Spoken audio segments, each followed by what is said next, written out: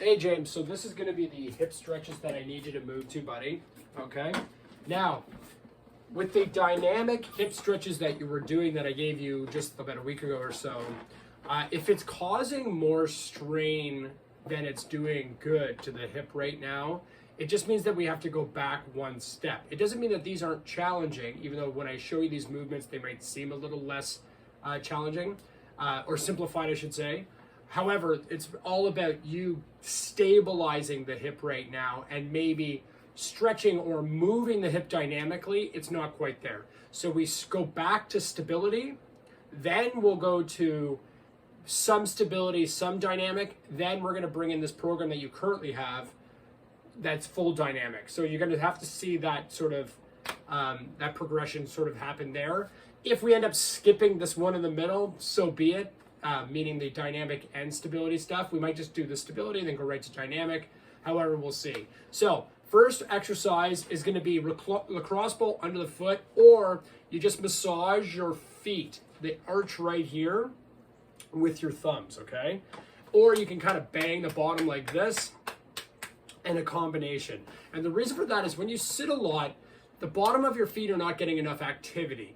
And when they don't get enough activity, these are kind of like the brake pads / tires / axles of your body. And when they tighten up from lack of use, what happens is when you stand, your hips don't know how to move with the feet. You kind of lose some of that natural proprioception of how your body moves, okay?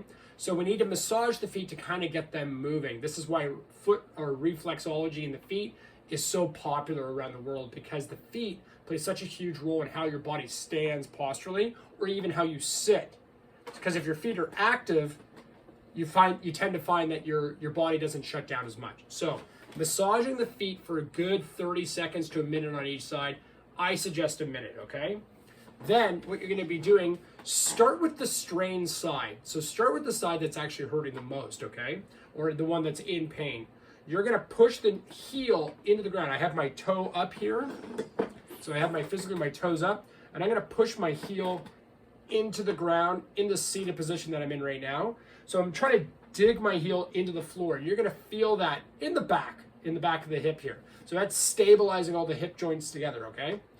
So you're doing that, 5 seconds. Then you bring the knee up. So now my foot is in the air into my hand, but my hand's pushing down simultaneously. 5 seconds, down into the floor, 5 seconds, up into my hand, 5 seconds. And it's 8 of those each, so 16 total. Then you switch sides, 5 seconds, 5 seconds. And you're gonna feel it from the back to the front, from the back to the front. Back when you're on the ground, you're gonna feel it in the front of the hip when you go up. You may feel a little bit of strain, but it's a much more stabilized strain, so don't be afraid of it. Because what we're trying to do is we're just tightening all the lug nuts, all the stuff that's not working correctly, we're trying to get it moving together. So 16, 16, then you're going to the second component, which is the in-out. So we've done vertical, now we do horizontal. You're gonna go fists in the inside of the knees, and you're gonna push your knees in as you simultaneously push out with your hands, okay, or your fists. So it's out like that, and in 5 seconds, then to the outside. 1, 2, 3, 4, 5. 1, 2, 3, 4, 5. 3, 4, 5 for 8 each, 16 total, okay? Next, you're gonna have your back up against something stable, preferably, so you should be in a chair for these, obviously. I'm on a bench, and that's fine as well, but if you have a chair, it might just help push.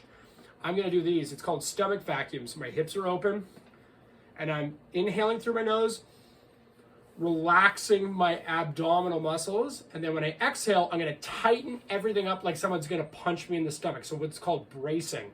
So as I exhale, my abs are going in and up into my lungs, and I can feel my low back pull a bit, which is a good thing.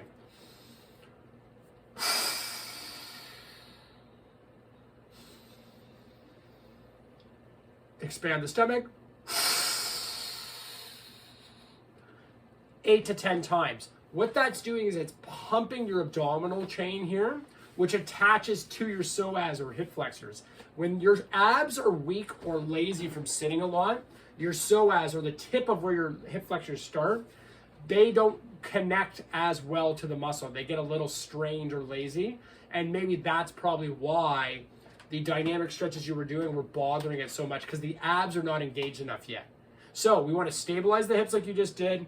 Then we're stabilizing our abdominal core chain. You're going to feel it really deep in what's called your transverse abdominis, which is your deep, deep core muscles that round the organs, okay? Then you're going to do what's called a cross crawl. You could do this standing as well, like a march, but sitting is fine. You're just doing it at your desk. And this just gets everything you did connected. It's a left brain, right brain. So the brain actually remembers the movements more. We do this with athletes whenever they learn a new skill. So if you have an athlete that's doing slap shots, let's say, and they're trying to hit a particular target that they tend to miss, every time they hit it, we lock in that information. It's a mind to muscle thing, and it's the same with these postural pain things. Studies have shown that locking in info like this is almost like a totem or token of remembering the brain to the muscles. So I suggest doing those as well, as silly as they sound.